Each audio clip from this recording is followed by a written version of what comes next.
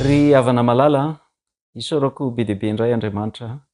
Nandamina dia tafaraka eto zany tsika amin'izao programa manokana izao. Ary ny tompo niara-ny asa taminy. Zay ny lohahevitra lehibe izay iarahantsika eto. Mialohan'ny ijerevantsika indray ny ampahany voalahatra ho amin'ny androany mikasika an'izay lohahevitra izay, dia andao aloha tsika hivavaka.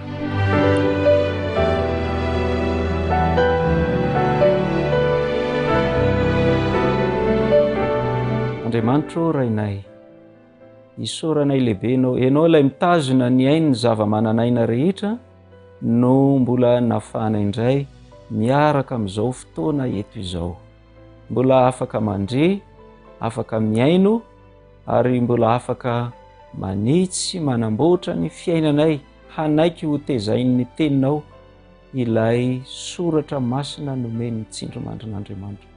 Ka dia ho anao rery ihany ny dera sy ny laza ary ny voninahitra ny amin'izany, fa izay zanakao kosa ampio izay mba hoendry, ampio izay mba hanana fotsotra andeha mahitsy eo anatrehanao, ka ny teninao rehetra izay ho arahana eto Andriamanitro dia mba ho fotoana voatay ho anay, ho teny izay manitsy izay diso, ho teny izay mandresy lahatra ary mitaizanay mba hiaina araka ny fahamarinana.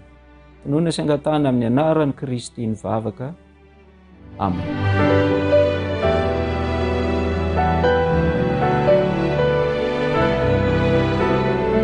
Ravana malala, tamin'ny lasa tsika dia niresaka hoe efa nataon'Andriamanitra ny fitsinjaran'asa eo amin'ny fiaraha-miasantsika aminy, ary efa napetrak'Andriamanitra tsara tamin'izay hoe ny anjaranao ry zanako dia mikatsaka ny fanjakan'Andriamanitra sy ny fahamarinany, fa ny amin'ny hoe inona no hoaninao, inona no sotronao sy ny hotafianao sy ny sisa, dia izy Andriamanitra no mikarakara an'izany ho anao sy ny ankonanao, ho antsika rehetra tsirairay avy.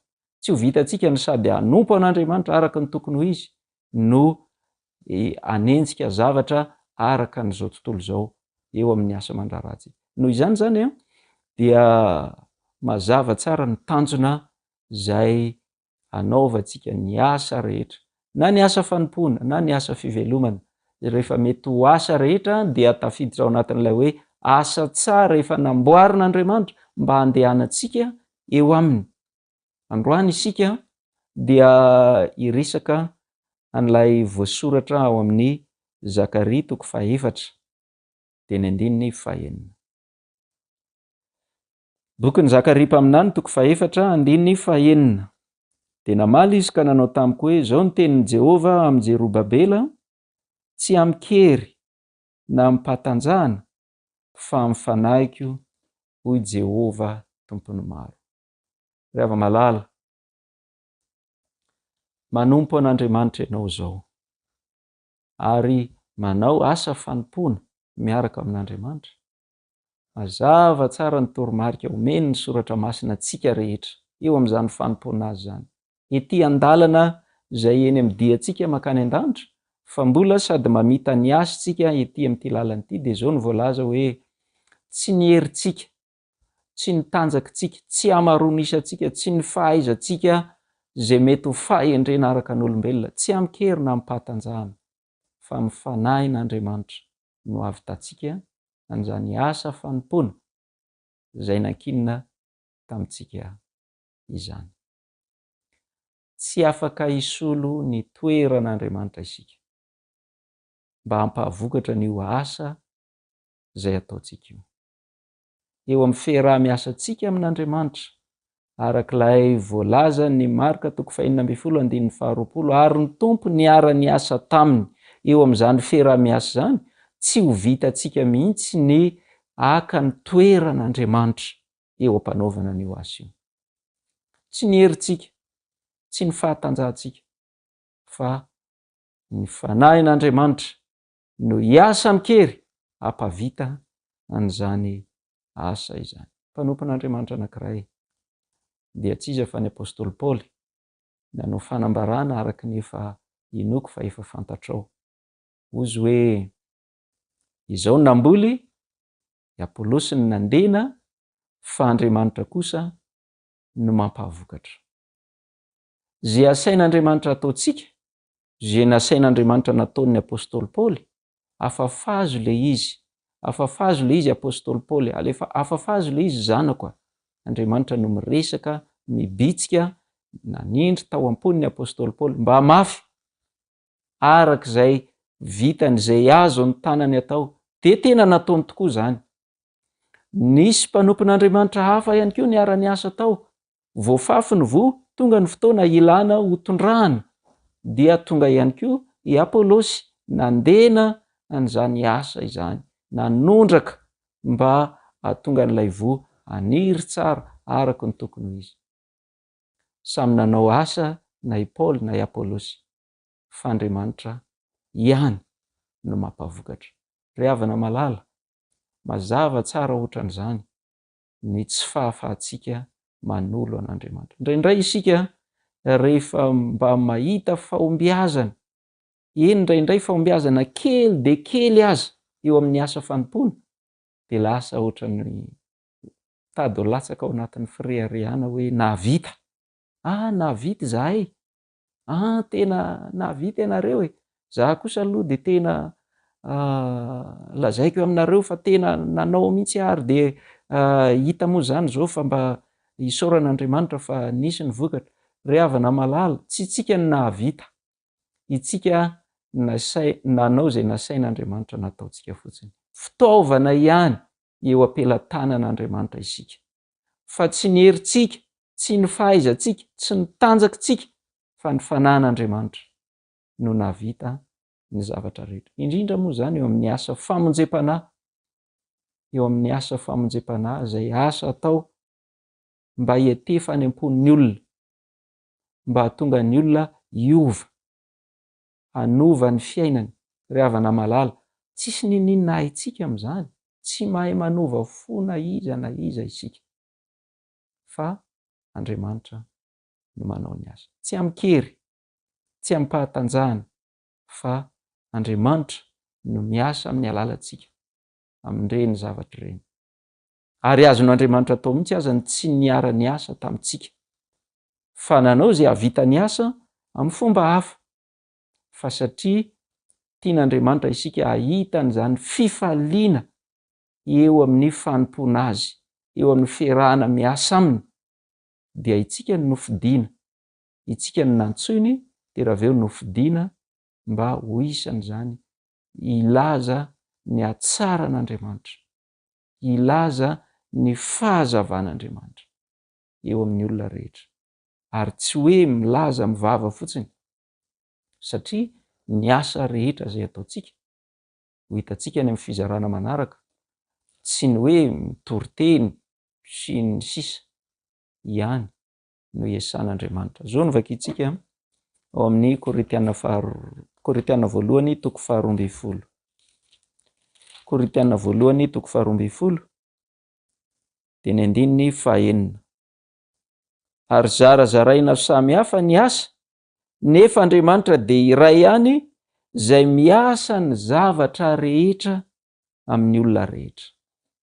Miasa ny zavatra rehetra Andriamanitra, ary miasa amin'ny olona rehetra zay manaiky ho ampiasainy, ho ataony fitaovana. Ravana malala, hanompo an'Andriamanitra ianao zao. Efa nanao an'izany ianao tamin'ny taloha, angamba mety mbola tsy nanao an'izany mihitsy ihany koa ianao. Tianao ve ny tena hiara-iasa amin'Andriamanitra? Efa voalaza fa aoka ianao mba ho fitaovana ho eo ampelantanany, de ho azo ny ampiasainy, de izy am'izay no aneo fahagagana amin'ny alalanao, izy no hiasa aminao, satria tsy ny herinao natanjaka ao, no avitanao ny asa raha hanompo azy ianao, raha hiara-iasa aminy ianao, fa ny fanahiny, izy no manao ny asa. Ny angatahany amintsika de itsika vonona hiara-iasa aminy fotsiny. Eto zany dia tsindriko manokana indray, na de efa niteneniko tamin'ny fotoana tany aloha azy, eo amin'ny fotoana zay fanendrena zay mpiandraikitra raha any amin'ny fiangonana zany zao, ny ankamaroan'ny fiangonana indrindra ny fiangonana advantista rehetra efa hanomboka hanao an'izany isika zao. Ry havana malala, hita ianao ny Andriamanitra mba ho tena mazava tsara aminao ny fiarah-miasa amin'Andriamanitra, ny fitsinjarana andraikitra zay efa nataon'Andriamanitra. Inona ny an'Andriamanitra ary inona ny ho anao, inona ny andraikitra ho anao, inona no tokony ho toeranao manoloana ny toeran'Andriamanitra raha anao ny asan'Andriamanitra ianao, raha hiara-hiasa aminy ianao, satria mazava tsara ny fanambaran'ny soratra masina fa zao ianao io tsy afaka hisolo ny toerana misy an'Andriamanitra, tsy maintsy hiankina amin'Andriamanitra zato isan-jato ianao eo amin'ny fanaovana ny asa fanompoana azy, satria tsy ny herinao natanjaka ao ny havitanan'izany, fa na n'Andriamanitra ny manao an'izany, fa ianao kosa izaho isika zay manompo azy, ny anjarantsika de manolotra feno an'Andriamanitra ny tenantsika mba ho azon'Andriamanitra ho ampiasaina.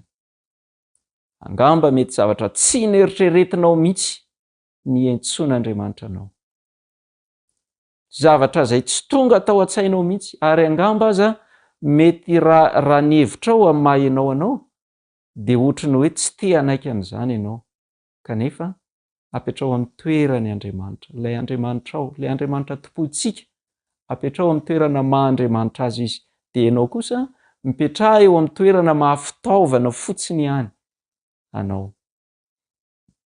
Tsy afaka hisolo ny andraikiny ianao ka hoe ianao no andeha hisafidy zay zavatra ho ataonao sy zay zavatra tsy ho ataonao eo amin'ny fanompoana azy. Tsy afaka manao an'izany tsika ry hava-malala, fa ny anjarantsika de zao manompo an Jehovah amin'ny fifaliana naiza naiza toerana zay ametrahany atsika. Eto de mba tiako ny anao karazana fizarana kely amintsika ny amin'ny fanompoana an'Andriamanitra, tsy nataony ny tenako fa zavatra tany amin'ny toerana zay efa nisako teo aloha. Maro amintsika ny mahafantatra an'izany toerana hoe any amin'ny faritra Ifito any amin'ny faritra Toamasina faharoa, niasa tany ny tenako, ary rehefa mba nanadiady ny antony nisiny ny fiangonana tany amin'izany toerana izany dia tena natsiaro, tena voakasika mihitsy ny foko hoe Andriamanitra mba hafanariko raha mba ohatran'izany koa aho eo amin'ny fanompoananao. Inona ny zavatra nisy? Zany toerana Ifito zany ry havana malala, misy fiangonana maro, raha tsy diso aho eo amin'ny 8 teo ny fiangonana teo amin'ny distrika zay niasako, lavitra, tena lavitra, ary tsisy fomba ahafahana mandeha any afa-tsy ny ditongotra, sady sarotra ny lalana, mita rano, mandeha fotaka, fiakaram-be, fidinam-be, anaty ala, any an-tampy tendrombohitra sy ny sisa, sarotra ny lalana, ary 3 andro mandeha tongotra zay vao tonga any amin'ilay fiangonana ovanginao. Fa misy mpanompon'Andriamanitra any, misy zanak'Andriamanitra any, misy fiangonana any. De rehefa nanontany hoe inona no ahoana ny fomba tsanganan'ny fiangonana voalohany taty, misy fiangonana maromaro any fa mifanalavitra ihany koa ireny fiangonana ireny, tsy hoe ditongotra adiny iray de tonga any amin'ny fiangonana iray, fa ndray andro, 2 andro, 3 andro miala ny fiangonana iray makany amin'ny fiangonana anankiray. Ahoana ny mba nampisy fiangonana voalohany taty amin'ity toerana ity? Inona ozy nareo ny zavatra misy? Nisy mpanompon'Andriamanitra nipetraka taty an-tanan-dehibe, rehefa nandray an Jesosy izy, nandray ny fahamarinana avy tao amin'ny tenin'Andriamanitra izy, dia niredareda tao aminy ny fanariana hoe andeha hizara an'izany fahamarinana izany any amin'ny tanàna zay nahalehibe ahy, any ny havako, any ny fianakaviako. Ka de zao niala tamin'ny asany taty an-drenivohitra taty Toamasina izy, de lasa nidina nipetraka tany ambanivohitra, ny tanjona de hikatsaka ny fanjakan'Andriamanitra sy ny fahamarinana, fa tany izy nanao zay fomba ahafahany mivelona. Ohatra ny fiveloman'ny olona tany dia namboly izy, niompy izy arak'izay zava-misy azony ainana tany. Ho azy de io lay asa tsara namboarin'Andriamanitra mba handehanany ao amin'ny raha teo. Ry havana malala, ny asa Andriamanitra. Ny asa Andriamanitra ary dia amintsika miresaka izao dia efa maro ireo mpanompon'Andriamanitra vokatry ny asan'izany mpanompony izany. Maro ny olona manompo an'Andriamanitra, maro ny fiangonana mijoro any amin'izany faritra lavitra ary tena saro-dalana izany. Hitahy ianao anie Andriamanitra, mba hanaiky ho fitaovana ampiasain'Andriamanitra ihany koa ianao amin'izay fomba izay heverin'Andriamanitra fa tokony ampiasana anao, tsy izay tediavinao, tsy izay irianao, na izay heverinao fa metimety. Avelao Andriamanitra ampiasa anao. Avelao izy mba haniraka anao any amin'izay toerana heveriny fa ahafahanao manompo azy. Mety eo amin'ny toerana misy anao ankehitriny izany, fa mety ho efa any amin'ny toerana hafa ihany koa izany. Fa raha sitrakao, raha te hiara-iasa aminy ianao, ho tanteraka aminao ilay hoe manompo an Jehovah amin'ny fifaliana, ho tanteraka aminao ilay hoe ny tompo hiara-iasa aminao, fa zao manaiky mba ho fitaovana mahomby eo ampelantanan'ilay Andriamanitra mahay ny zavatra rehetra. Dia ho hitanao ny fifaliana ho raisinao amin'izany, satria izany ny antony mbola mahety ambonin'ny tany atsika. Tsy hitolona mba azo saranga ambonimbony na hitolona hiadina amin'ny fiainana, fa nikatsaka ny fanjakany sy ny fahamarinany. Amita ny afatry ny filazantsara ho voatory amin'izao tontolo izao dia ho tonga amin'izay ny tompontsika. Hitahinao ny Andriamanitra hivavaka isika.